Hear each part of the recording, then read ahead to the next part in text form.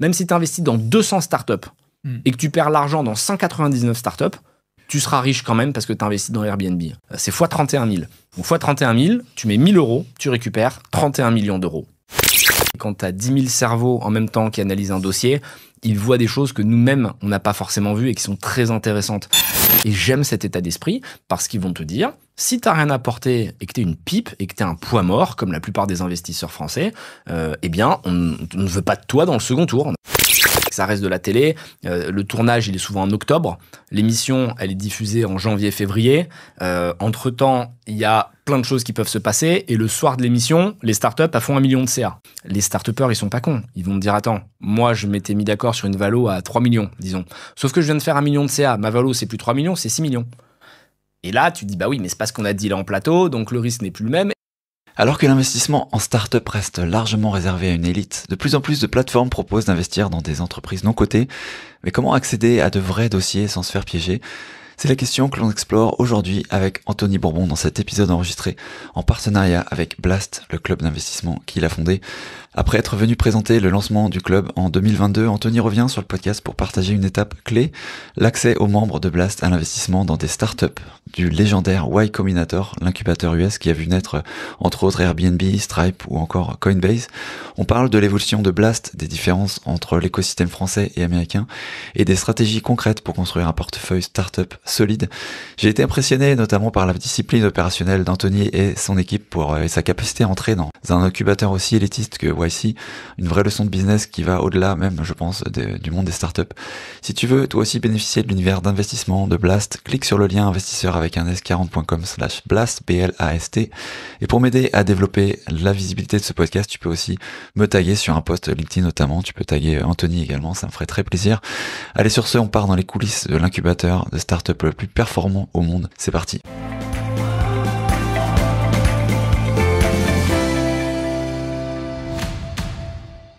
Hello Anthony. Hello. Welcome back. Merci. Très cool qu'on puisse se retrouver. La dernière fois qu'on s'est parlé, je crois que c'était 2022, c'était au début un petit peu de l'aventure Blast. Et je veux bien que tu peut-être commences par nous dire depuis qu'est-ce qui s'est passé dans Blast. Tu vois. On a un petit peu de track record maintenant, en gros, et quelles sont les choses qui ont évolué, les trucs qui sont bien passés, les trucs qui sont moins bien passés, comment tu vois les choses? Toujours un plaisir de venir chez toi et c'est marrant de voir l'évolution effectivement qu'il y a pu avoir en 2-3 ans et tout va très vite dans les startups. Blast, pour ceux qui connaîtraient pas, c'est un club d'investissement où les particuliers peuvent investir à mes côtés dans les startups que je vais sélectionner avec mon équipe. Je mets mon argent, les particuliers peuvent investir à partir de 1 000 euros et au-delà de cet aspect d'investissement, c'est vraiment un club, donc on va faire une centaine d'événements par an dans toutes les grandes villes de France. Il y a un Discord qui est très actif avec des milliers d'échanges tous les jours. Il y a vraiment l'objectif de former les membres avec plus de 100 heures de vidéos faites vraiment de manière très qualitative. Et c'est vrai qu'on ne s'attendait pas à déployer autant d'argent. En l'espace de 3 ans, on a investi 200 millions d'euros dans des startups majoritairement françaises, early stage, pas méga early stage, on va dire du pré-série A, donc il y a quand même des preuves de traction, du chiffre d'affaires, des mathématiques à creuser pour voir si le modèle financier fonctionne. Donc on est sur une moyenne de 100 millions par an maintenant, puisque évidemment ça augmente au fur et à mesure. On est 10 000 membres. Membres parce que adhésion payante entre 1 500 euros et 10 000 euros. Donc quand tu payes 1 500 euros d'adhésion, tu peux investir jusqu'à 10 000 euros par an. Et quand tu payes 10 000 euros, qui est le Diamond Membership, là tu es no limit. Et donc on a des membres qui déploient jusqu'à 1-2 millions par an. Donc ça a été très vite et c'est vraiment impressionnant de voir à quel point il y a eu un appel d'air sur ce secteur qui pourtant était réservé à une élite. Et c'était un peu toute la mission du club. Ouvrir les portes d'un secteur qui est très élitiste, avec beaucoup de reproduction sociale. Et on voit que les particuliers sont très chauds pour investir en start-up et donc on est évidemment ravis. 100 millions, tu disais, c'était ce que vous avez, ce que les membres ont déployé à tes côtés, hein, j'imagine, parce que tu participes aussi, toi. Moi, je mets mon argent dans chaque projet, mon cofondateur aussi d'ailleurs, et les membres participent. Alors, on va avoir entre 3 000 et 5 000 membres en général dans chaque dossier qui investissent. Et donc, du coup, le total, c'est 100 millions par an. Donc, on a entre 20 et 30 dossiers. On fait 2-3 dossiers par mois qui sont vraiment sélectionnés de manière assidue par les 60 personnes qu'on a dans l'équipe maintenant. Donc, on a bien grossi. Rien qu'à la team investissement, Maintenant, on est une vingtaine, donc un gros focus naturellement sur trouver les dossiers, les analyser et les suivre. Évidemment, c'est important de prolonger la relation qu'on va avoir avec les fondateurs en étant au board, en les accompagnant, en les aidant dans leurs tours de table successifs. Donc c'est un vrai travail qui, contrairement à ce qu'on pense, n'est pas seulement du marketing avec de la visibilité sur les réseaux sociaux. Il y a beaucoup d'opérationnels, beaucoup de réglementaires, de juridiques, évidemment de l'investissement. Il y a beaucoup de tech parce qu'on a fait en sorte que l'expérience utilisateur soit la plus agréable possible, la plus fluide possible. Donc tout a été très vite, c'est assez agréable. Combien de dossiers en tout, du coup, depuis le début? Enfin, à peu près. On a fait une quarantaine de dossiers, Ok. hors YC. Ouais, c'est plutôt une cinquantaine, je dirais. Et après, avec YC, évidemment, on en fait beaucoup plus parce que YC, on va en faire plusieurs dizaines à chaque batch. Ouais. Donc là, ça nous fait quasiment 200 startups. Qu'est-ce que tu as appris peut-être des comportements des investisseurs qui sont dans le globe et qui sont pas forcément formatés à ce type d'exercice, un peu un nouveau modèle que tu leur proposais? Qu'est-ce que tu as appris à travers de ça? Il n'y a pas eu encore de nature d'exit parce que l'idée, c'est un horizon plutôt 4-5 ans. Je crois que Samuel nous m'avait dit ça la dernière fois, c'était un peu l'idée. Mais au-delà de ça, tu vois, qu'est-ce que tu as pu voir du comportement des gens qui ont investi? On a déjà eu quelques exits, donc on était assez fiers puisqu'au bout de 2-3 ans, c'est assez rapide. On a eu un mort pour le moment, donc pareil, au bout de 3 ans, c'est vraiment raisonnable. On a eu une boîte qui s'est revendue au prix auquel on est rentré, donc tout le monde a récupéré son argent. On a eu une boîte qui est en train de se vendre à x7. Il y a des membres qui ont fait des millions d'euros de plus-value sur le Blast Market, donc c'est le tableau d'affichage sur lequel tu peux revendre tes participations et ça a apporté de la liquidité, ce qui était assez rare, voire inédit dans le monde du private equity ou des startups early stage. Et puis il y a aussi des membres qui ont matérialisé des grosses plus-values avec Blast, puisqu'on a fait des opérations de cession, pas de levée de fonds parce qu'on distribue des dividendes chaque année, donc ça sert à rien qu'on lève des fonds pour le redistribuer. Mais avec Samuel, on a cédé des parts 2 fois, une fois à 50 millions de valo, une fois à 150 millions de valo, et on a fait une 3e opération au début de l'année à 250 millions, où les membres ont pu vendre à leur tour les participations qu'ils avaient sur Blast. Et donc il y a des membres qui avaient mis 100 000 à 50 millions de valo et qui ont récupéré 500 000. Donc ça a matérialisé là concrètement des plus-values et ça montre que le modèle est viable. Et on a des bonnes nouvelles aussi qui devraient arriver côté M&A startup dans les prochains mois. Et comment tu vois le marché? Parce que depuis, en fait, il y a eu pas mal de copycat un petit peu, ou des gens qui proposent à peu près un peu la même chose, du moins la même idée. Comment est-ce que tu vois peut-être l'éducation des gens pour être conscient dans ce type d'investissement et faire des bons choix d'investissement? Et parce que voilà, encore une fois, c'est du long terme, hein, et c'est du pari, et on n'a jamais dit qu'il y avait rien qui est garanti, hein, clairement. Et voilà, comment tu vois ça? Je réalise que j'ai pas très bien répondu à ta question précédente, ce que j'avais appris du comportement des membres, et vraiment ce qui me frappe, c'est leur qualité de réflexion et d'analyse. Beaucoup de personnes dans l'écosystème parisien, un peu les bien-pensants institutionnels, les fonds d'investissement classiques ou les personnes qui se considèrent comme des figures du milieu, ont critiqué en disant que les particuliers ne devraient pas pouvoir investir parce qu'ils n'ont pas la capacité intellectuelle quasiment de comprendre les risques qu'il y a. Et ce qu'on observe, c'est que sur Discord, vraiment, c'est assez flagrant et il suffit d'y venir pour le constater. Il y a un niveau d'analyse impressionnant et quand tu as 10 000 cerveaux en même temps qui analysent un dossier, ils voient des choses que nous-mêmes, on n'a pas forcément vues et qui sont très intéressantes. Donc il y a vraiment une intelligence collective qui est mise en avant et la création de valeur partagée entre les différentes branches, parce qu'évidemment, on a des avocats, des comptables, des notaires, on a vraiment toutes les professions et on a réussi à faire, je pense, ce que les politiciens n'ont pas fait depuis des années, rassembler toutes les strates de la société. On a des très riches qui sont des milliardaires, on a des gens normaux qui vont mettre 5 000 ou 10 000 euros dans les startups dans l'année.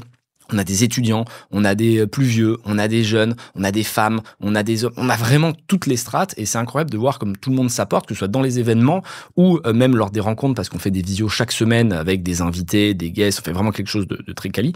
Et la qualité d'analyse de nos membres m'a impressionné. Ils sont pas du tout en mode ok on y va, on fait comme Anthony. Au contraire, ça challenge, ça pose des questions. Moi-même, ça m'intéresse beaucoup. Et en fait, ce qui fait qu'on a fonctionné versus tous les autres qui sont lancés. C'est-à-dire qu'il n'y en a pas un seul qui a réussi derrière. Et tu as raison de le dire. Il y en a au moins 10 que je peux te citer qui ont essayé de faire pareil. Il y a Fiorentino, échec. Il y a Nadir, échec. Il y en a vraiment énormément. Il y en a qui ont fait sur Roundtable, échec. Il y a vraiment, ça n'a pas arrêté. Pourquoi? Parce qu'en fait, ces personnes ont vu une opportunité. l'ont fait en se disant c'est facile, si Anthony y arrive, parce qu'on a toujours été jugé avec condescendance dans l'écosystème. C'est-à-dire que tout le monde nous a pris de haut. Et ils se sont dit si Anthony y arrive parce qu'il fait 3 posts sur Instagram, on va le faire aussi. Et donc tous ceux qui avaient un semblant de communauté se sont dit je vais le faire avec ma communauté. Sauf qu'il ne s'agit pas juste de vendre quelque chose, un produit, il faut créer un club derrière qui tient sa promesse, parce que quand tu fais payer un membership, ce qui n'est pas facile d'aller demander aux gens de payer avant même d'investir. On est les seuls à avoir fait ça au début. Maintenant tout le monde le fait, mais personne ne l'avait fait. Derrière tu dois délivrer. Et la plupart du temps, les membres, il y a un énorme bouche à oreille qui se fait, et quand ils débarquent sur un Discord, parce qu'évidemment tout le monde a fait des Discord derrière, et qu'il n'y a pas d'échange, ça fait un peu vide, tu vois. Quand il n'y a pas d'événement, c'est moyen, il n'y a pas de formation. Les dossiers, il devait y en avoir 3 par mois, on en a au mieux 1 et il est un peu pourri. C'est très compliqué de réussir à gérer toutes les verticales réglementaires, opérationnelles, le site, le marketing, l'invest. Et du coup, ça a été vraiment pratique pour nous qu'il y ait autant de concurrents, parce que ça a permis de montrer la valeur du club.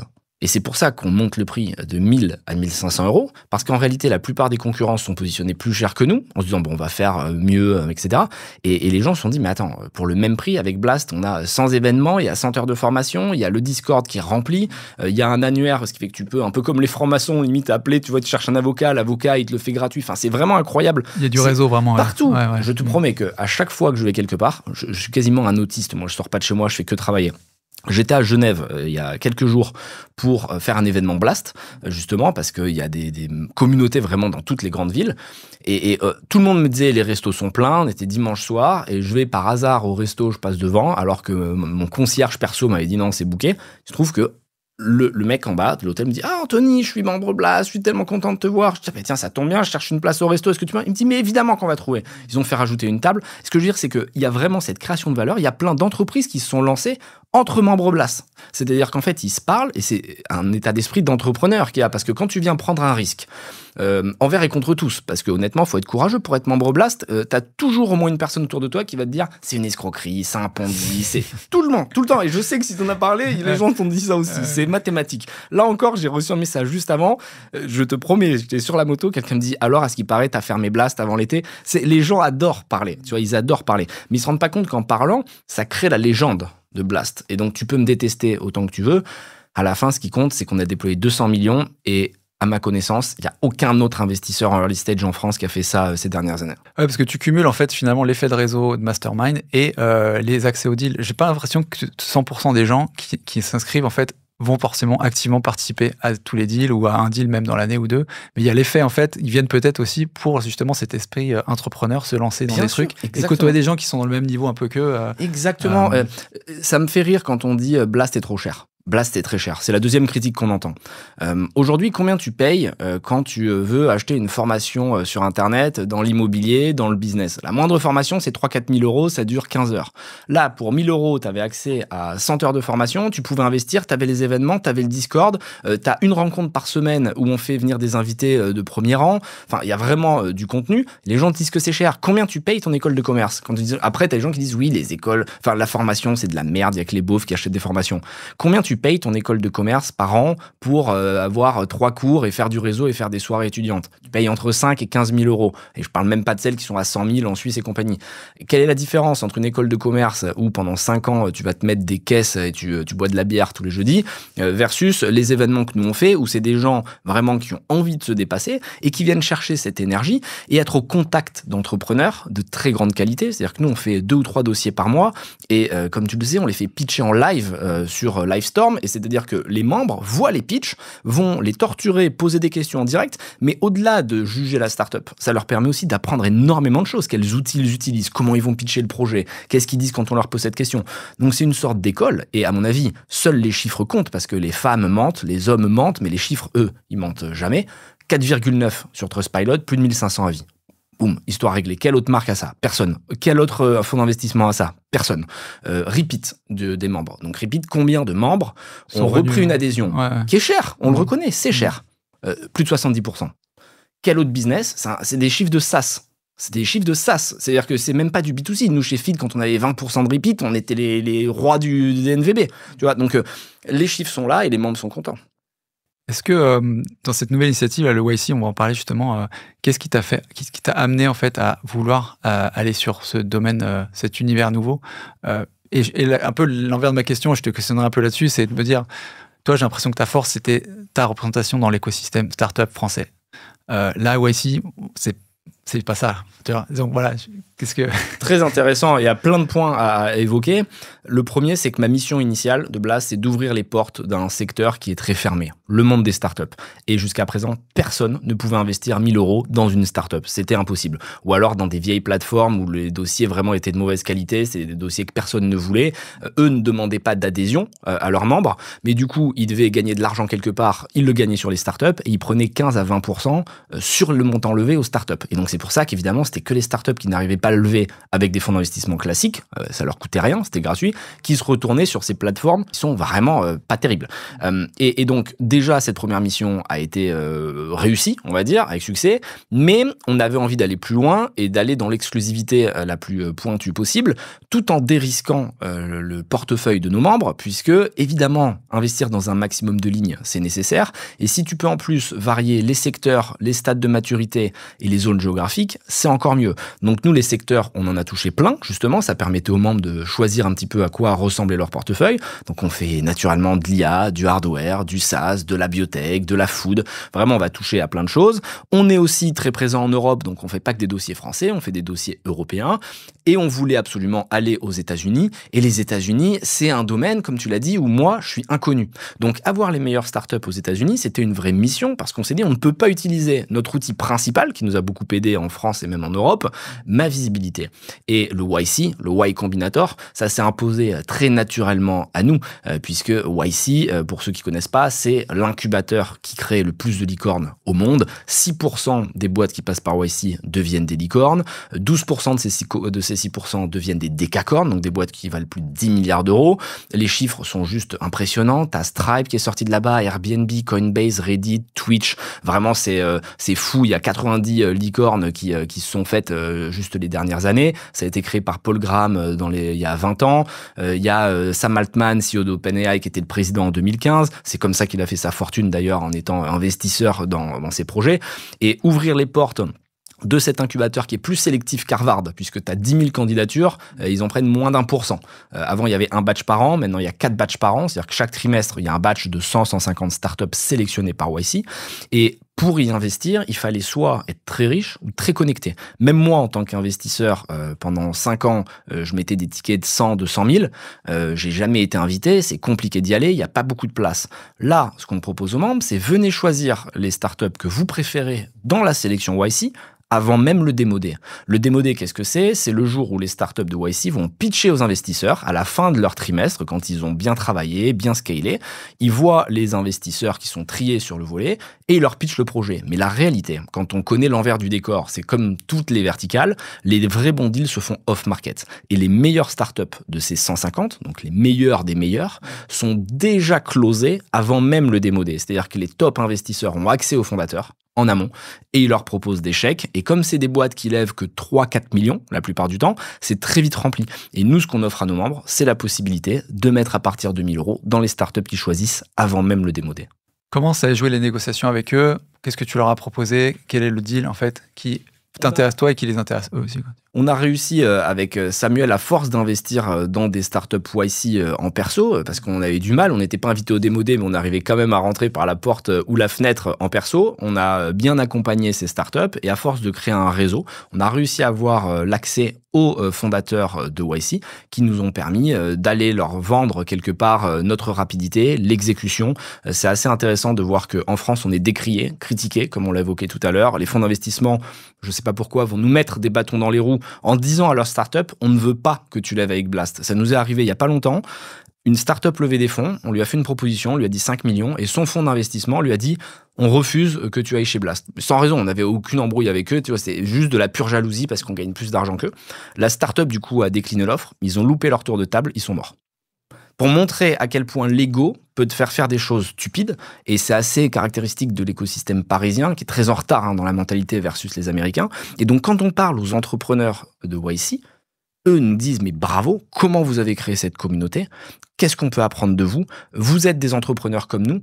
Vous ne voulez pas être interventionniste comme la plupart des VC français qui, la plupart du temps, sortent d'écoles de commerce, n'ont jamais fait une boîte et vont t'expliquer comment tu devrais faire quand ils sont à ton board. Nous, on est là en soutien des entrepreneurs. On a une capacité opérationnelle qui est colossale. Quand on est en batch avec YC, on va parler à plus de 100 startups en quelques jours. Aucun VC ne sait faire ça. On a étudié nos dossiers. On arrive avec des questions précises. On a des KOL, des Key Opinion Leaders qui sont des experts du secteur. Les sujets sont souvent très techniques et ils voient la différence entre un investisseur qui débarque et qui dit alors, c'est quoi ton ambition? Tu veux vendre combien ta boîte? Et quelqu'un qui vient et qui dit ok, j'ai creusé le code, je voudrais comprendre pourquoi. Et tu poses et les mecs se disent bravo. Et là encore une fois, les data, c'est le plus important. Tu as une sorte de trust pilot dans YC en interne qui fait que tu es jugé par les entrepreneurs que tu rencontres. Pareil, note maximale. Pourquoi? Parce que quand on fait ces rendez-vous, on est cohérent, on est agréable, on est efficace. Quand on dit qu'on arrive à 15h, on n'est pas là à 15h1, 15h2, on est là à 15h. On tient les délais qu'on s'est imposés, les questions qu'on envoie, elles font du sens et on est capable de commit rapidement et encore plus vite sur un non que sur un oui parce qu'on sait en tant qu'entrepreneur que quand tu lèves des fonds, il n'y a rien de plus pénible que d'attendre une réponse. Moi, ça m'est arrivé quand je levais de l'argent à l'époque avec Feed. Les investisseurs te font traîner 3 semaines pour à la fin te dire « Ah non, finalement, on se dit que la food tech, on n'aime pas ça. » Ok, tu pouvais me le dire la veille de mon rendez-vous, tu m'aurais fait économiser 2 heures et 30 balles d'Uber, quoi. Bon, bah, c'est ce qu'on veut pas reproduire. Et les entrepreneurs américains nous apprécient et vraiment, même les gros fonds d'investissement qu'on rencontre là-bas, qui sont des stars, pas comme les Français, nous disent bravo. Et donc, c'est incroyable de voir la différence de traitement qu'on peut avoir d'un pays à l'autre. Ouais, parce que toi, votre supériorité par rapport aux VC français, j'en ai pas de doute, tu vois, par rapport à l'agilité dont tu parles, la connaissance, la technicité, tout ça, et le côté entrepreneurial. Mais c'est vrai que c'est plus étonnant de se dire qu'elle existe aussi avec des VC. Vous avez en face des VC américains qui ont des fonds, en fait, donc qui n'ont peut-être pas tout ce que vous avez en termes qualitatif, mais en quantitatif, tu vois, ils masse de fonds et aussi, moi, connaissance du marché, j'imagine aussi, d'expérience. Après, ce que je vois, c'est qu'ils veulent des cap tables intelligentes aux États-Unis. Et concrètement, nous, on vient mettre des tickets de 300-400 000 par startup et on en met beaucoup dans le batch. Et donc, quelque part, quand tu ouvres leur cap table avec 300-400 000, ils savent que tu prends pas trop de place, que tu peux leur apporter quelque chose et ils vont avoir la possibilité plus tard de faire rentrer des gros fonds qui sont pas très agiles. Donc en fait, les gros fonds d'investissement, ce qu'ils font, c'est qu'ils se positionnent plutôt en série A, au tour d'après post-YC. Il faut savoir qu'il y a une startup sur 2 qui va faire une série A post-YC.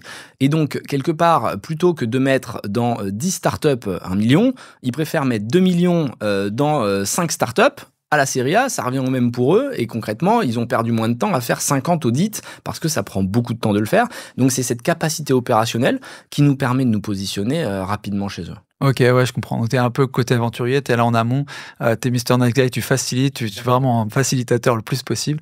Et puis, en termes de volume, peut-être c'est finalement une force justement de pas être gros. Parce que, voilà, si tu peux te agile. permettre... Et nous, la rapidité, elle est exceptionnelle. La rapidité est exceptionnelle. On a mis un très bon process avec les membres qui peuvent choisir les startups qui leur plaît. Les virements sont faits vraiment rapidement. C'est comme quand on lève en France avec une startup. Un fonds d'investissement, il va avoir besoin de 6 à 1 an, voire plus parfois. Moi, ça m'est arrivé d'avoir des process de 1 an et demi quasiment avec Pepsi. Là, quand tu es avec nous, en 3 mois, tu as ton argent, c'est réglé, c'est automatique, nos reportings sont... Enfin, c'est vraiment, vraiment bien géré. Et ça, les entrepreneurs apprécient. Et je pense qu'il y a un vrai côté humain. Tu vois, si tu m'invites et que tu as invité Samuel, c'est qu'à un moment, humainement, tu trouves qu'on n'est pas trop désagréable. Même si on avait le même projet, qu'on était des gros cons, tu nous aurais peut-être pas invités. Bon, bah écoute, c'est la même chose en business. Quand les entrepreneurs, ils ont un fit avec toi et qu'on se marre, parce que vraiment, moi, je pars du principe qu'on a une chance incroyable d'être investisseur, puisque on va toucher plein de sujets passionnants et rencontrer des personnes qui sont déterminées à changer les choses, à apporter de l'innovation, de la rupture. Donc, on apprend auprès d'eux et le niveau des investisseurs, enfin, le niveau des entrepreneurs de YC est colossal. C'est-à-dire que quand tu compares avec la France, parfois, c'est des jeunes qui ont 16 ans, ils viennent de drop d'une école ultra réputée, d'Harvard, ils sortent, ils disent non, je m'ennuyais, je préférais lancer ça, ouais, bon, ben du coup, on fait 5 millions d'euros de chiffre d'affaires, on est le 2e mois là. Et c'est vraiment des champions, et quand ils te parlent, il n'y a pas de blabla, il n'y a pas d'hypocrisie. Si t'aimes pas, ils te le disent. Ils disent non, il y en a qui disent non, je pense qu'on n'est pas le bon fit, machin. Et nous-mêmes, on dit ouais, je pense qu'on peut pas vous apporter. Et c'est très clair. Et il n'y a pas de blabla, tu vois, comme à Paris où c'est des faux semblants. Et rien que dans leur deck, tu le vois, un deck en Europe est 10 fois mieux designé, 10 fois mieux rédigé qu'un deck américain. Les decks américains, au début, je le prenais mal. Ils nous envoyaient leur deck. C'était des pages blanches avec une phrase, Arial Black, 12, blanc, une phrase. Et je dis, mais il se fout de ma gueule, ça peut pas être son deck, c'est pas possible. Mais parce que là-bas, en fait, on se concentre pas sur la fioriture, on se concentre sur l'essentiel. Et donc, le deck, il fait 8 pages, il y a 8 phrases, et ça doit te suffire pour savoir si tu as envie de creuser le dossier, et après, tout se passe à l'oral. Et donc, il y a cette confiance en eux qui est impressionnante, mais qui est aussi la résultante d'un écosystème global, puisque aux US, il y a 10 fois plus d'argent dans le capital risque que en France proportionnellement. Les investisseurs sont beaucoup plus ballsy, ils sont pas sensibles au FOMO comme ici en Europe. Typiquement, si un invest veut investir avec Blast, il va dire oh là là, j'ai peur, Blast, c'est quand même un peu tendancieux, est-ce que j'y vais? Aux États-Unis, si l'Américain il aime le dossier, il y va. Il va pas se prendre la tête de savoir s'il y a Blast, pas Blast. Ils ont une capacité à faire ce qui leur semble juste sans se préoccuper du monde extérieur, alors qu'en France, on est beaucoup dans la politique, dans les déjeuners. Et d'ailleurs, les Américains rigolent beaucoup des Français quand on en parle, parce qu'on leur dit, en France, on nous aime pas, on rigole. Et ils nous disent, mais il y a qu'en France, quand on se déplace, qu'il y a ce cinéma dans les déjeuners, de small talks, de trucs.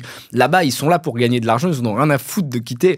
Et s'ils trouvent que t'es sympa, ils te font confiance. Et moi, j'aime beaucoup cet état d'esprit.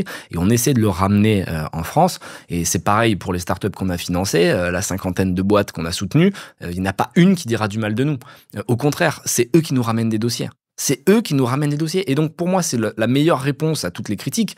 L'écosystème peut critiquer autant qu'il veut sur du blabla et il n'y a jamais de preuves, c'est que des rumeurs. Et ceux qui nous défendent, c'est les membres et les fondateurs qu'on a financés. Et d'ailleurs, la plupart repassent avec nous quand il y a un nouveau tour de table, ils nous demandent de les accompagner. Donc voilà. C'est pas le même rapport de force quand même, j'imagine, avec un entrepreneur, un fondateur d'une startup US ou en France. On n'a pas le même rapport. Est-ce que par rapport aux membres justement qui ont accès à ces fondateurs, est-ce qu'ils peuvent avoir le même niveau de grilling, d'aller dans le détail, etc. J'imagine le temps est compté, il faut vraiment être efficace. Comment tu es organisé là du coup? La vraie différence, je dirais, se passe au niveau de la protection juridique et des droits qu'on a. C'est un modèle YC, le term sheet là-bas, le pacte actionnaire, c'est un modèle de safe. C'est beaucoup moins cadré que les pactes actionnaires qu'on va réaliser en France, où là vraiment on a la main, on est ultra sécurisé, ceinture bretelle, parce qu'on a le temps de bien le faire. Aux US, t'as même pas de prorata right. C'est-à-dire que en France, c'est la base, quand tu investis dans une start-up, de dire à la start-up, si tu relèves de l'argent, je pourrais mettre mon prorata pour pas être dilué. Donc j'aurai le droit de réinvestir à ton tour suivant.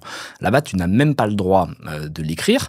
Tu dois gagner le droit de réinvestir dans la boîte. Et j'aime cet état d'esprit parce qu'ils vont te dire, si t'as rien apporté et que t'es une pipe et que t'es un poids mort, comme la plupart des investisseurs français, eh bien, on ne veut pas de toi dans le second tour. On n'a pas envie de te faire gagner de l'argent. Et j'aime cet état d'esprit. Donc, effectivement, YC, c'est beaucoup plus risqué en tant que tel, parce que déjà, c'est plus early stage. Donc, on est vraiment dans des boîtes qui commencent. Donc, il y en a 1 sur 2 qui vont mourir, ce qui est déjà beaucoup mieux que la moyenne classique, mais malgré tout, ça fait quand même de la casse. Et en plus, comme tu rentres en safe, t'es pas en pacte actionnaire, t'as beaucoup moins de droits, t'es beaucoup moins sécurisé. Et c'est pour ça qu'on dit à nos membres, rentrez dans une dizaine de boîtes minimum par batch, et c'est pas 1 000 € minimum par startup qu'on demande à nos membres, c'est 1 000 € par batch qui sont ensuite dispatchés dans les startups qu'ils vont choisir. Ouais, c'est fractionné de chez fractionné quand même. Exactement. Et tu parlais justement des protections qui sont différentes. Qu'est-ce que ça donne quand il y a de la casse avec les pactes d'actionnaires en France? Et qu'est-ce que ça donne quand tu es en safe? Tu perds tout, j'imagine. Enfin, ouais, t'as une préférence en France. Par exemple, là, il y a une boîte qui s'est vendue. Elle s'est vendue pile poil au prix dans lequel on était rentré, mais on était prioritaire. C'est-à-dire qu'on avait une préf 1X classique. Donc, on doit récupérer en priorité notre argent. Et comme c'est nous les derniers à être rentrés, on a une priorité sur les business angels qui étaient là. Bon, c'est vraiment classique. Aux US, ils sont encore plus agressifs. Ils mettent parfois des 2X, 3X. C'est-à-dire que tu dois récupérer à minima 2 ou 3 fois le capital que tu as injecté. Nous, c'est pas des choses qu'on fait parce que tout ce que c'est spoliatoire pour les entrepreneurs. Mais chez YC, comme c'est un format safe, t'as pas ce genre de sécurité. Donc, quand la boîte meurt, elle meurt. Et quand elle se vend pas très cher, tu prends juste ton prorata en fonction des parts que tu as. D'accord, ouais, mais c'est quand même plus d'un point de vue investisseur, c'est quand même pas mal garanti. Enfin, pas garanti, mais je veux dire, c'est plus bénéfique pour eux d'être en système US par rapport au système français, parce que tu peux aller 2x, 3x, ça faisait. Ouais, mais comme nous, on les met pas, ces 2x, 3x, non, c'est plutôt défavorable si on compare une pour une. C'est-à-dire qu'en France, si la startup se vend ou a un souci, on sera toujours prioritaire sur la récupération de l'argent. Aux US, on le sera pas. Donc, on prévient les membres et on leur dit attention, là, c'est un autre game. Les US, ça peut faire des multiples délirants, c'est-à-dire que le multiple médian d'un investisseur chez YC, accroche-toi, qui a mis au moins dans 8 boîtes différentes de YC, dans 4 promotions successives, c'est x10,5. C'est-à-dire que tu mets 1000 euros, le médian, c'est que tu vas récupérer 10 500 euros. Après, évidemment, comme toute médiane ou moyenne, c'est fait par les extrêmes. Et les extrêmes, elles font juste tourner la tête. Tu prends Airbnb, qui est souvent cité en exemple, c'est x 31 000. Donc x 31 000, tu mets 1000 euros, tu récupères 31 millions d'euros. C'est 12 ans après, mais même 12 ans après, je pense qu'il n'y a aucun investissement dans le monde qui peut rivaliser. Ouais, c'était Sequoia, je crois qu'il y avait. Ouais, c'est fou. Mais c'est fou, Airbnb, la richesse que ça a généré, et les investisseurs qui étaient dedans au monde YC, ils ont fait des coups incroyables. Et évidemment, Stripe, Coinbase, c'est la même. C'est des multiples en décacorne qui sont complètement hallucinants. Attention, encore une fois, on n'est pas là pour dire vous allez devenir riche avec Blast, etc. On ne vend pas du rêve, contrairement à ce que dit l'écosystème. On est vraiment, au contraire, là pour rappeler aux membres que l'investissement en start-up, il est risqué. On fait beaucoup de tests de connaissances avant même de prendre des membres, c'est-à-dire qu'ils doivent remplir des questionnaires pour voir si réglementairement ils sont assez compétents pour comprendre les risques. On demande l'argent qu'ils veulent investir, on leur répète partout qu'il faut faire vraiment en sorte de diluer son capital, qu'il faut pas investir trop d'argent, et on est là pour leur faire réaliser que oui, il y a un potentiel de gain qui nous semble très intéressant, il y a un risk-reward qui est bon, néanmoins, il y a des membres qui vont perdre tout leur argent. C'est évident. Et c'est comme dans tous les secteurs. C'est-à-dire que quand il y a du risque, tu as un risque de perdre tout ton argent. Et c'est pour ça que on t'invite à rentrer dans un maximum de dossiers, 10, 15 lignes. Parce que plus tu as de lignes, plus tu as des chances qu'il y ait un dossier qui fonctionne bien et qui te rachète toutes les autres. Il suffit que tu aies Airbnb, même si tu investis dans 200 startups et que tu perds l'argent dans 199 startups, tu seras riche quand même parce que tu investis dans Airbnb. C'est le principe des startups. Avec Samuel, on parlait du tableau d'affichage. À l'époque, c'était pas encore tout à fait. Ça allait être mis en place. C'est quoi votre expérience par rapport à ça? Est-ce que la liquidité elle est au rendez-vous? Est-ce qu'il y a des bottlenecks qui sont là? Comment ça? Gros succès. Ok. Gros succès. On a fait des millions de plus-value. Enfin, les membres ont fait des millions d'euros de plus-value. Chaque semaine, on l'ouvre. Il y a plus d'1 million de volume généré. Donc, on fait une semaine par mois. Et c'est assez impressionnant de voir à quel point les membres jouent le jeu. Ils mettent leurs annonces et c'est vraiment pour eux l'opportunité de matérialiser des gains, ce qui était parfaitement impossible dans l'écosystème startup. Moi-même, je suis encore stické dans des boîtes où j'ai investi il y a 10 ans. Et ça met du temps et je peux rien faire parce que je peux pas les forcer à IPO, je peux pas les forcer à se vendre à un corpo, je peux pas forcer un cash-out. Donc, je suis vraiment coincé, je bouge pas. Là, avec le Blast Market, tu as la possibilité d'aller mettre une annonce et de dire, voilà, je cède à tel prix, est-ce que ça intéresse quelqu'un? On est 10 000 membres et sur les 10 000, il y en a souvent qui sont intéressés parce qu'ils veulent se renforcer sur une ligne. Ils ont une info, ils y croient beaucoup, ils aiment le dernier reporting qu'ils ont reçu et ça fait du mouvement.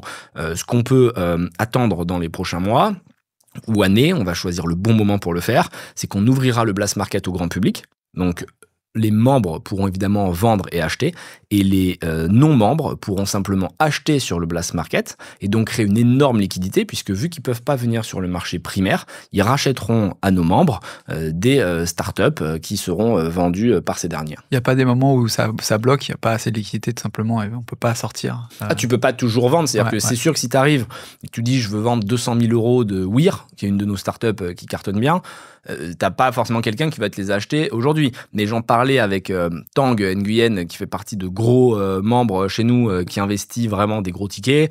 Il a gagné d'ailleurs 500 000 euros avec Blast parce qu'il fait partie de ceux qui avaient mis 100 000 euros. En plus, il est suisse, donc il n'a pas payé d'impôts, c'est encore mieux, évidemment.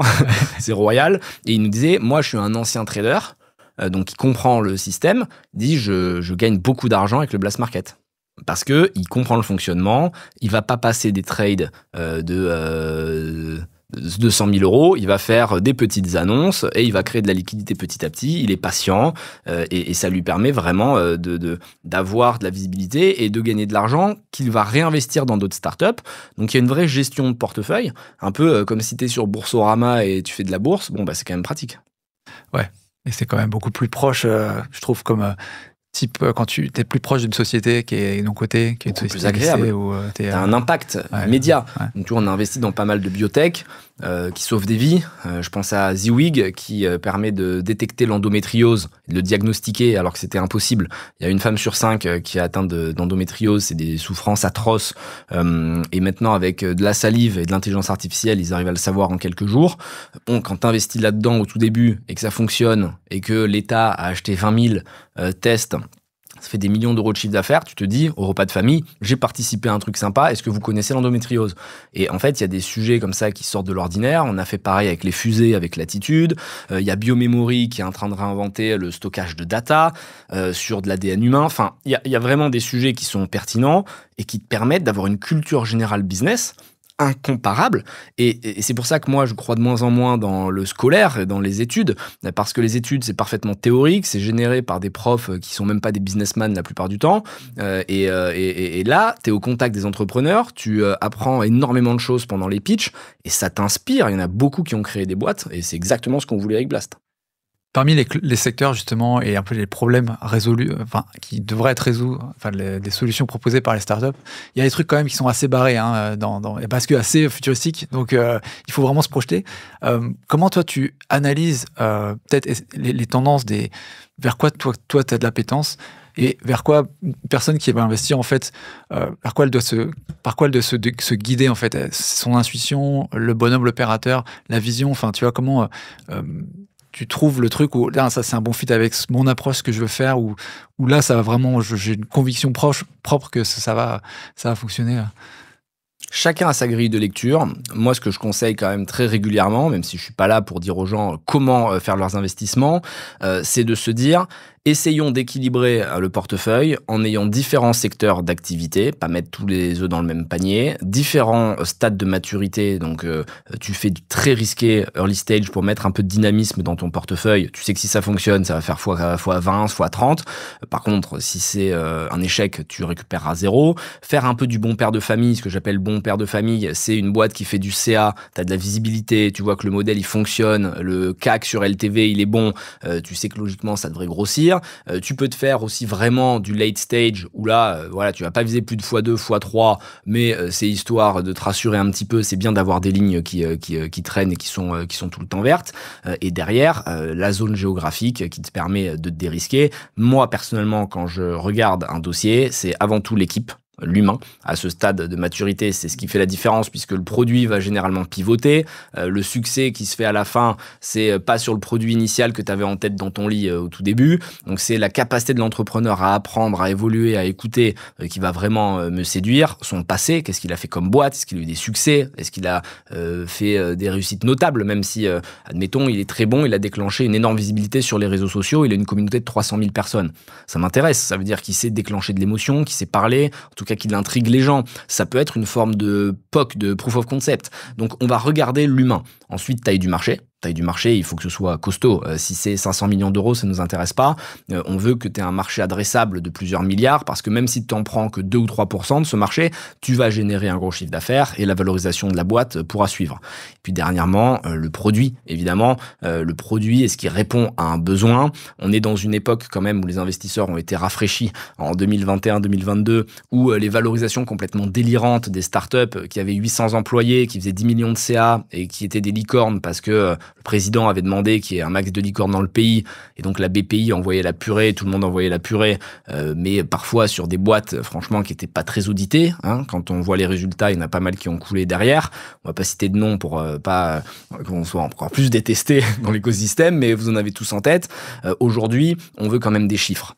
Et donc si on veut des chiffres, il faut qu'il y ait un produit qui réponde à quelque chose, qui résolve un problème et que les consommateurs sont prêts à payer. Et quand je dis consommateurs, ça peut être des entreprises en B2B. Dans tous les cas, on n'est plus dans une époque où on peut faire des promesses à 10 ans en disant « ouais, je vais avoir besoin de lever 400 millions pour peut-être faire du chiffre à la fin ». Il faut des business qui tournent ou à minima qui peuvent être projetés dans le temps, où on peut faire un Excel et où ça fonctionne parce que l'argent est beaucoup plus rare sur le marché, notamment en Europe. Et si tu veux pouvoir vivre tranquillement et dormir, parce qu'être entrepreneur, c'est extrêmement compliqué, tu dois générer du chiffre d'affaires. Et c'est pour ça qu'avec Blast, on n'a jamais levé 1 euro. On est maître à bord. Tous les investisseurs qu'on a fait rentrer, ce sont des membres. On ne voulait que des membres et faire un cercle vertueux, et on ne lèvera jamais d'argent avec Blast parce qu'on a pensé le modèle pour que financièrement il tourne. Alors, les gens qui vont dire oui, c'est cher Blast. Oui, Blast, c'est cher, c'est un produit de qualité. Quand tu achètes une Ferrari, elle est chère aussi. Si tu achètes une Twingo, elle est moins chère.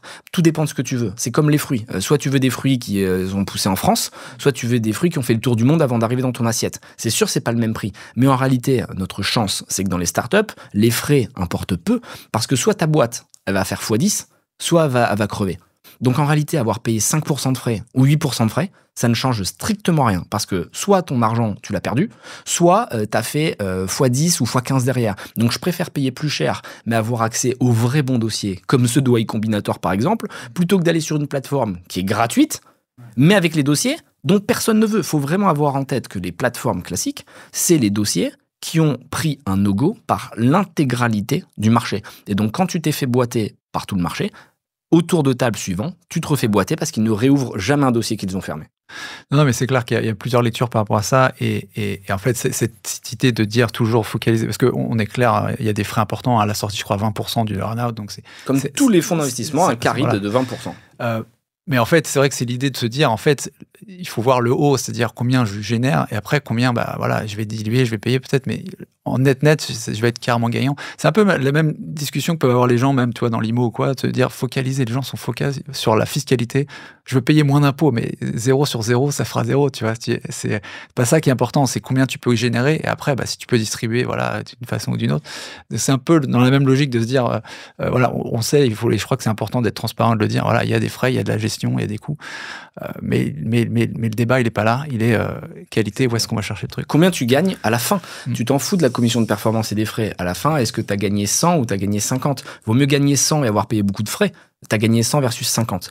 Donc la réalité, c'est que tu peux avoir accès au bon dossier qu'en payant. Nous, ce qu'on offre, c'est même pas un produit, c'est un accès. Tu achètes un accès. C'est comme si moi, demain, je veux faire de l'immobilier. J'en faisais quand j'étais jeune avec des potes qui étaient dans le secteur, donc je bossais avec des asset managers, des property managers, ce qui fait que j'avais les plans off-market. Mais aujourd'hui, si je suis solo, même si je suis riche, je veux faire de l'immobilier, je sais que je vais me faire ouvrir si je vais tout seul. Je n'ai pas accès au bon plan.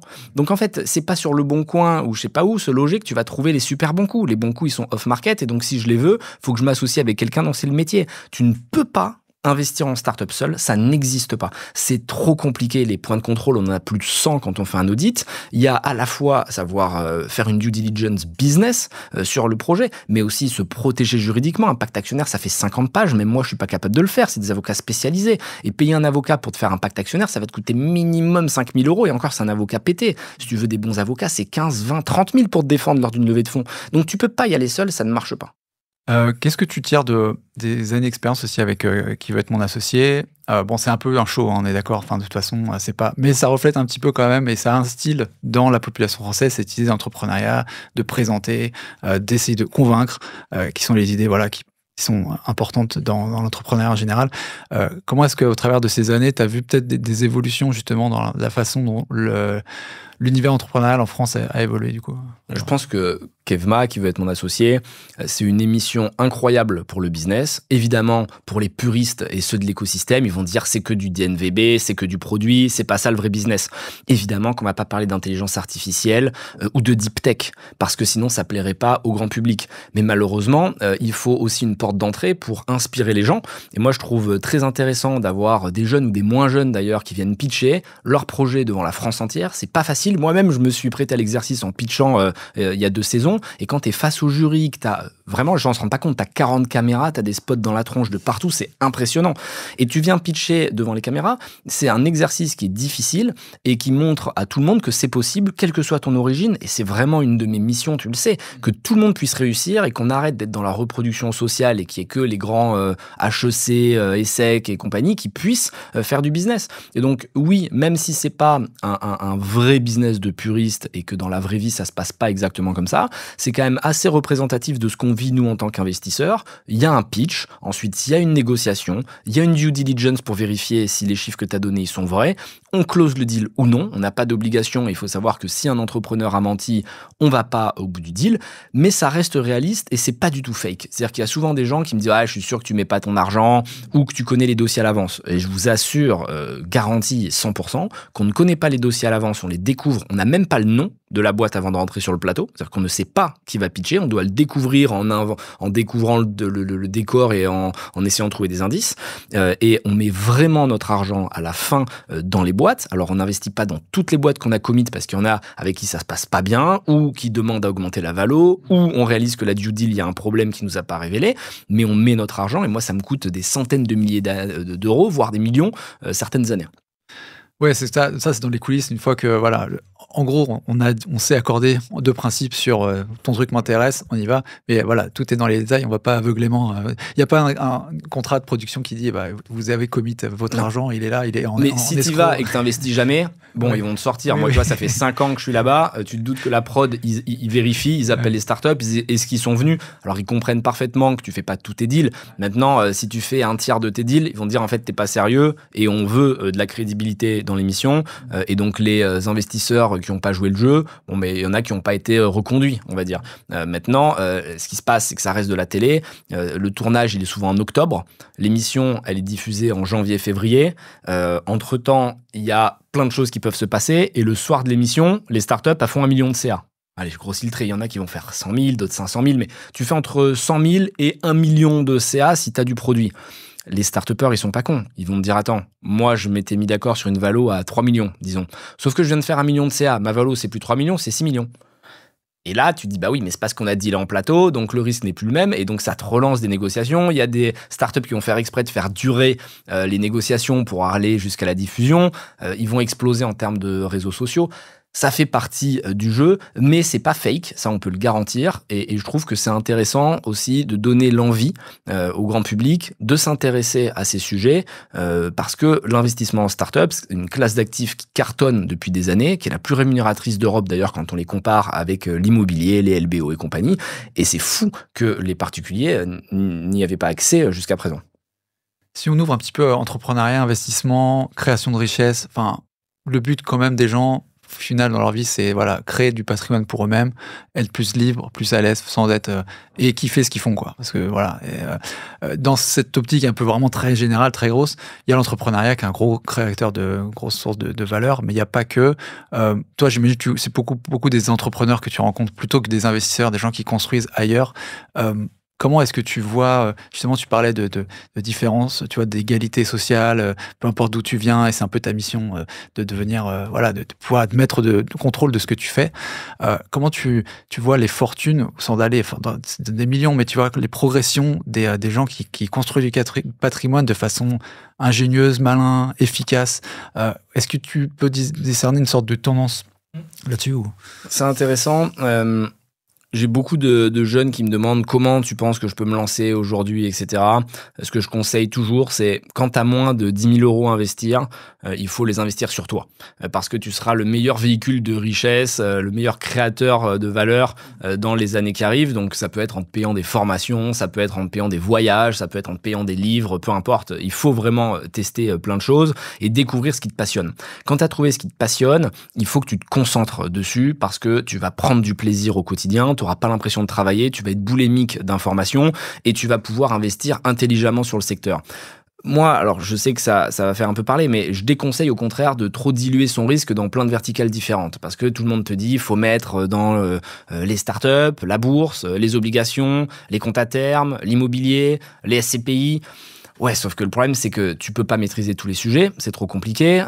Dans chacun, il faut investir avec les bons véhicules pour pas se faire éclater fiscalement. Et si tu mets 1 000 euros dans chaque, ça n'a strictement aucun intérêt. Donc moi, ce que je conseille, c'est plutôt d'investir massivement quand t'es jeune, pauvre, ou on va dire normal, dans une classe d'actifs que tu maîtrises, et d'investir gros, quasiment tout au même endroit.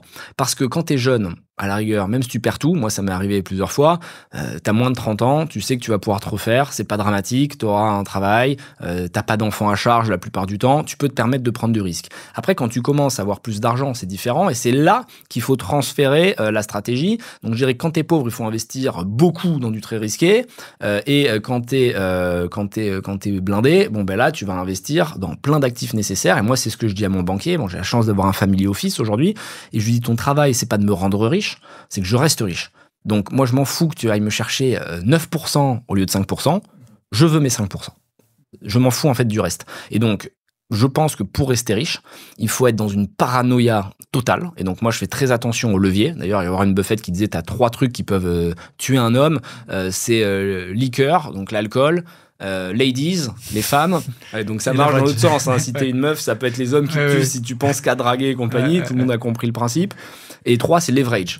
Parce qu'en fait, si tu te blindes de leverage, il suffit que ça fasse domino. Hein. Il y a tapis, il y en a un paquet, des mecs qui étaient, qui étaient surchargés en leverage et qui se retrouvent coincés. On le voit encore là avec Casino dernièrement. Donc, faire attention au leverage et faire en sorte de pas prendre de risque sur le gros de la gestion et toi, prendre du risque au quotidien dans ton business. Et c'est ça qui est un peu paradoxal, c'est que j'adore le risque au quotidien. C'est-à-dire que moi, le gros de mon argent est dans de l'entrepreneuriat, dans des startups. Donc, du jour au lendemain, je peux perdre 1 million, 2 millions, 5 millions. Enfin, ça fait partie du jeu. Mais à côté de ça, je suis très paranoïaque sur le reste. Donc, au début, essayez de prendre du risque. Et puis après, là, vous allez pouvoir diffuser le risque quand vous aurez plus de volume. Oui, parce que l'état d'esprit de l'investisseur, c'est complètement opposé à celui de l'entrepreneur, finalement. L'entrepreneur, lui, il va chercher les risques et ça qu'il veut. L'investisseur, c'est le contraire. Où est-ce qu'il est le risque pour le contrôler, tu vois? Exactement. Tu prends tout ton risque seul, sur toi, sur tes épaules. Et c'est pour ça que j'ai un grand respect pour les entrepreneurs et je leur passe encore un petit bravo parce que être entrepreneur, c'est tout parier sur un seul projet que si tu loupes, t'as tout perdu. Alors qu'investisseur, c'est quand même la position très confortable pour nous aujourd'hui. On est dans 200 startups. Quand il y a une startup qui meurt, ça me fait ni chaud ni froid. Ok, j'ai perdu 50, 100 000, peu importe. Mais j'ai toutes mes autres boîtes à côté qui vont compenser. Et moi, j'ai la chance d'être en positif aujourd'hui versus depuis que j'ai commencé. C'est-à-dire que tout l'argent que j'ai mis, je l'ai récupéré et j'ai même gagné dessus. Donc là, je suis en bonus, tu vois. Je suis en PRU 0, comme on dit en bourse. Prix de revenu, prix de revient unitaire à 0. Donc, c'est-à-dire que tout ce qui tourne, c'est de la plus-value. Un entrepreneur, il faut avoir un sacré courage pour tous les matins te lever et te dire si je loupe ma boîte, je perds une grosse partie de mon argent. Typiquement, moi, Blast, ça vaut 250 millions. Aujourd'hui, j'en ai 40%. Si Blast s'éteint, je perds 150 bars d'un coup. C'est sûr que ça réveille. Tu vois, ça fait partie du jeu et c'est pour ça que les investissements que tu vas faire à côté, il faut quand même qu'ils soient raisonnables, bon père de famille, de manière à te sécuriser. Et je pense qu'il ne faut pas perdre de vue que la réussite a plusieurs visages. Tu peux avoir la réussite, on va dire, business. Tu peux avoir une boîte qui fait beaucoup de chiffre d'affaires. Ça ne veut pas dire que tu t'enrichis. Ça veut dire qu'elle fait beaucoup de chiffre d'affaires.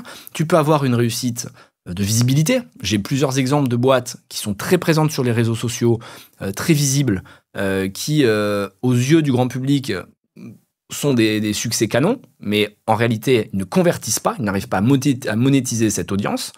Et puis après, tu as la vraie réussite, celle qui m'intéresse, la réussite patrimoniale.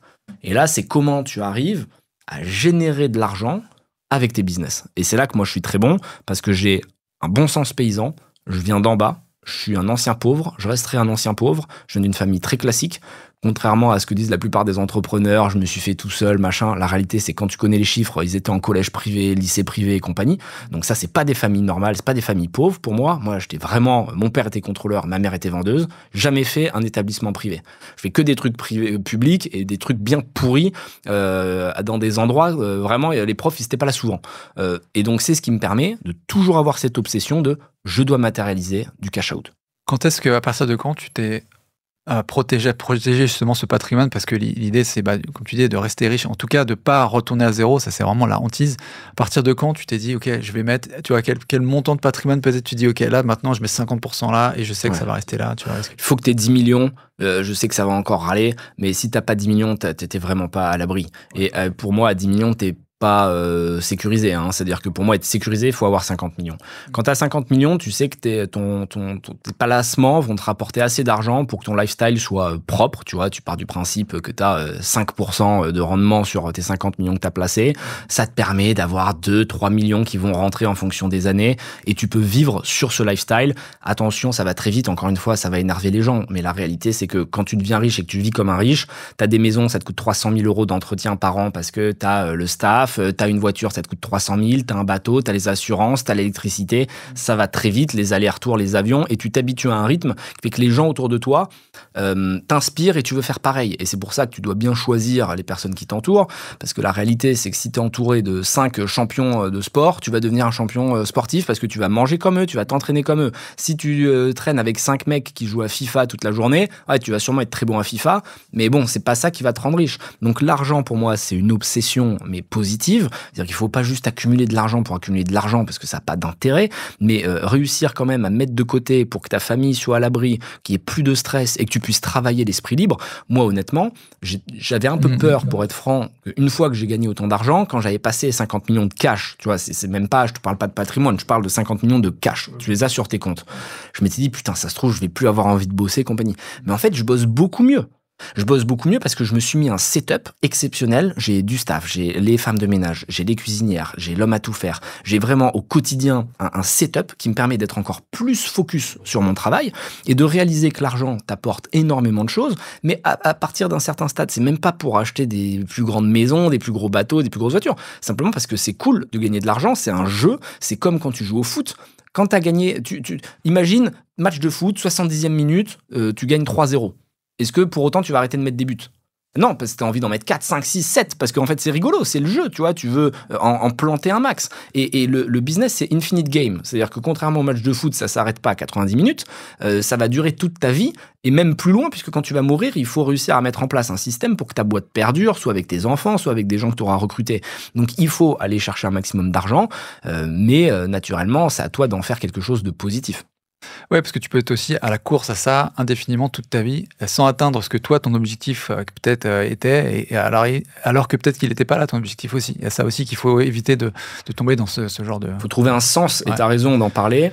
Moi, j'ai toujours dit que je voulais être milliardaire, mais c'est un défi, c'est plus un jeu. Et je m'étais dit, je crois que j'avais 28 ou 29 ans, j'avais dit à 40 ans, je serai milliardaire. Et je serai le premier à être milliardaire en l'annonçant, en prenant le risque, tu vois, de passer vraiment pour un gros blaireau, parce qu'à l'époque, je devais avoir peut-être 5 millions de côté ou un truc comme ça, donc j'étais vraiment très loin de pouvoir l'être. Et ça m'a fait rire, parce que quand j'étais jeune, j'habitais à Pessac, Cap-de-Bosse, pour ceux qui connaissent, c'est vraiment la banlieue de Bordeaux, vraiment loin.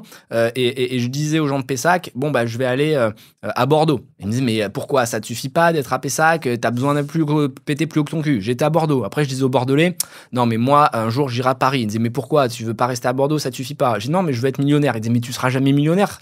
Ton père est contrôleur de train. T'as fait une école pourrie. Comment tu veux être millionnaire? Je suis devenu millionnaire. J'ai dit, ok, maintenant, je vais avoir 20 millions. Les gens disaient, mais tu peux pas avoir 20 millions quand t'es millionnaire. Là, quand j'ai eu 20 millions, je dis, je vais être milliardaire. Enfin, et tu vois, t'as toujours les gens qui vont te dire, c'est impossible. Et donc, ça fait partie du jeu. Et moi, ça me motive. Et envoyer un message à la jeunesse de dire, si j'arrive à être milliardaire, et je pense honnêtement que c'est possible, avec Blast qui vaut 250 millions, là, on va faire une nouvelle levée, ça va pas être loin de 400-500 millions. Je pense qu'on va s'y approcher et qu'en 3 ans, ça va être jouable. Surtout avec YC, quand tu sais que YC, à chaque fois qu'on investit 100 millions, si on se base sur les chiffres historiques, donc là, c'est pas est-ce que t'aimes Anthony, est-ce qu'il est intelligent, c'est genre mathématique. Ça fait 20 ans qu'il y a des performances avec YC. On touche fois 2,5 de caride. C'est-à-dire qu'à chaque fois qu'on investit 100 millions, ce qui est pas beaucoup pour nous, on récupère 250 millions de caride qu'on va distribuer à nos actionnaires. 250 millions de caride, c'est quelque chose qui est très valorisable parce qu'un fonds ou une banque qui veut t'acheter potentiellement, il va regarder combien tu as déployé, il va faire un calcul, une projection de caride, il va se dire, ah oui, effectivement, d'ici là, on aura investi 1 milliard à peu près. Si tu te dis 1 milliard fois 2,5, c'est-à-dire que ça vaut 2,5 milliards déjà dans les caisses, sans compter le business qui tourne chaque année, où là, on fait déjà 20 millions d'EBITDA en année 3, et on fera 30 millions d'EBITDA l'année prochaine, 40-45 millions de CA. Ça se valorise bien, mieux que les startups bullshit, tu vois, de Paris qui se prennent pour des stars parce que ils sont invités à l'Élysée par Macron. Donc tout ça, c'est possible et il y a des jeunes qui vont se dire, s'il l'a fait, je peux le faire aussi. Maintenant, attention, j'envoie un message aussi aux jeunes, et c'est le sens de ta question, je crois. L'argent doit t'apporter quelque chose en plus. Et moi, ce que j'ai observé, c'est que l'argent, au-delà de la liberté et de la tranquillité d'esprit, qui est exceptionnelle, parce que moi, je rationnais mes repas quand j'étais jeune, je savais pas comment bouffer à la fin du mois. Là, vraiment, je n'ai pas besoin de compter, et je sais que tout le staff a mes cartes, ça passe, ça achète les meilleurs produits, les meilleurs trucs. C'est une tranquillité d'esprit exceptionnelle, de pouvoir faire kiffer tes amis l'été. Moi, j'invite tout le monde, enfin, tu vois, tout le monde vraiment kiffe avec nous, c'est exceptionnel, mais surtout, ça me permet de voyager, faire des activités que j'adore, les sports extrêmes. Moi, j'adore le sport, j'adore ne pas me poser la question, je veux faire de la chute libre. Ok, avion privé, on se pose sur la piste de chute libre, on fait de la chute libre pendant 3 jours, on repart avec l'avion privé, et l'histoire est réglée. Je vais pas compter pour vraiment ce qui est le kiff, et ça nous permet de voyager. Je veux faire de la plongée, j'adore faire de la plongée à moins 40 mètres et compagnie. Bon, si je veux voir des requins, je peux payer un endroit qui est extrêmement cher où tu as un guide privé pour aller voir les requins, tu es tout seul, il n'y a personne avec toi, tu es avec ta copine et tes amis. Ça, pour moi, ça n'a pas de prix et l'argent matérialise ce kiff et j'essaie de me dire que au quotidien, j'ai le luxe dans les maisons et compagnie que j'ai la chance d'avoir le luxe. Et dès que je pars en vacances, je veux faire de l'aventure. Je veux faire de l'aventure et c'est paradoxal parce que tu as des gens qui vont me critiquer et te dire, ils ont raison, tu pourrais le faire sans argent. C'est vrai que en fait, faire du surf, c'est un truc que j'adore. Je pourrais le faire sans avoir des millions sur mes comptes. Mais avoir le luxe de savoir que j'ai le choix de faire les deux, c'est quelque chose qui me permet de dormir. Je ne pourrais pas YOLO, comme disent les jeunes, tu vois, en se disant, bon, on s'en fout, on vit qu'une fois. Je fais du surf jusqu'à 35 ans. Un jour, j'ai rencontré un surfeur. Je parlais avec lui. C'était mon prof, on était aux Maldives. Donc évidemment, Maldives, 70 000 la semaine, ultra cher. Pourquoi j'y vais ? Parce que plage privée, c'est-à-dire qu'il n'y a que les clients de l'hôtel, du Six and Seas pour être précis, qui peuvent surfer. Et donc le mec, évidemment, il est au contact que de riches et lui, il vit d'amour et d'eau fraîche, on va dire. Et il me disait, mais t'es jeune, pourquoi tu te prends la tête à travailler autant ? Il voyait que j'étais tout le temps sur mon téléphone entre les sessions et tout. Je lui dis, mais parce que je pourrais pas me dire que peut-être j'aurais besoin d'argent, je me casse une jambe et que je peux plus jamais faire de surf, j'ai tout parié dessus. Et il me dit, moi, je vis contrairement à l'inverse de toi. Je me dis que jusqu'à 40 ans, je travaille pas. En tout cas, bon, je suis prof de sport, mais je veux dire, je matérialise pas beaucoup d'argent, je vis de ma passion, je surfe tout autour de la planète, il est 1 an aux Maldives, 1 an à Bali, bon bref, il change tout le temps. Il me dit, à partir de 40 ans, je travaillerai quand je serai moins un surfeur. Je dis, ouais, mais moi, je veux faire exactement l'inverse, c'est-à-dire que je veux travailler à fond jusqu'à 35-40 ans, et une fois que je suis blindé, je peux faire du surf quand je veux, dans les meilleures conditions de la planète. Et moi, j'adore toujours les extrêmes. Je suis beaucoup dans l'extrême. J'adore faire des trucs très simples, tu vois, du surf, mais dans des conditions de luxe. C'est-à-dire que j'adore le soir rentrer dans un hôtel 5 étoiles avec une bonne bouffe, avec un service incroyable. Et je pense que quand tu as cette possibilité d'apprécier les deux, parce que je reste un ancien pauvre, et donc si on doit aller faire une semaine de camping au fin fond de la savane pour voir les animaux, je vais kiffer aussi, attention, parce que je resterai un mec simple et tu me mets des pâtes. Moi, la cuisinière, je lui dis tous les matins, steak pâtes. Pas compliqué. Le matin, je me lève, c'est qu'à 8h30, je dois avoir mon steak, mes pâtes, mélangées avec du fromage. Tous les matins, je mange ça, tu vois. Sur les sports extrêmes, il n'y a pas un sujet avec les banquiers, assureurs, etc. C'est vrai que je suis keyman. Tu dois avoir des clauses à négocier, je pense. Ouais, là, c'est vrai que moi, je pourrais pas m'empêcher, donc il faut qu'on revoie les contrats d'assurance. Il n'y a pas... Mais j'ai juste mon cofondateur, Samuel, que tu connais, à chaque fois que je pars faire de la chute libre, il me dit, Anto, je t'en supplie, meurs pas, on est trop bien lancé, fais pas de conneries. Et moi, j'ai besoin d'avoir ce risque.